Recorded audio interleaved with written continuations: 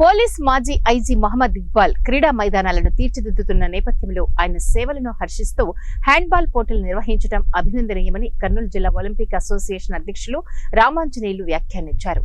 ఆదివారం స్థానిక B camp క్రీడా మైదానంలో ఏర్పాటు చేసిన హ్యాండ్బాల్ ఆహ్వానిత పోటీల ప్రారంభ కార్యక్రమంలో ఆయన పాల్గొని మాట్లాడారు. జిల్లాలో పలు ప్రాంతాల్లో సొంత నిధుల్ని వెచ్చించడంతో పాటు శ్రమదానం, పోలీస్ డిపార్ట్మెంట్, మున్సిపల్ కార్పొరేషన్ సహకారంతో క్రీడా మైదానాలను అందుబాటులో ఉంచడం పట్ల ఆయన సేవలు కొనియాడదగినవని ఆయన వ్యాఖ్యానించారు. 4 జట్లు హ్యాండ్బాల్ తో పోటీ పడగా కల్లూరికి చెందిన బడే సాహెబ్ జట్టు విన్నర్స్ స్థానం సంపాదించి కప్పు కైవసం చేసుకుంది. ఈ సందర్భంగా ఏర్పాటు చేసిన కార్యక్రమంలో జిల్లా హ్యాండ్బాల్ సంఘం కార్యదర్శి సువర్ణ, వ్యాయామ ఉపాధ్యాయులు, కర్నూలు జిల్లా సంఘం అధ్యక్షులు కొండేపోగు చిన్న సుంకన్న, మధు, నాగ శ్రీనివాసులు తదితర సీనియర్ హ్యాండ్బాల్ ప్లేయర్లు ఇందులో పాల్గొన్నారు.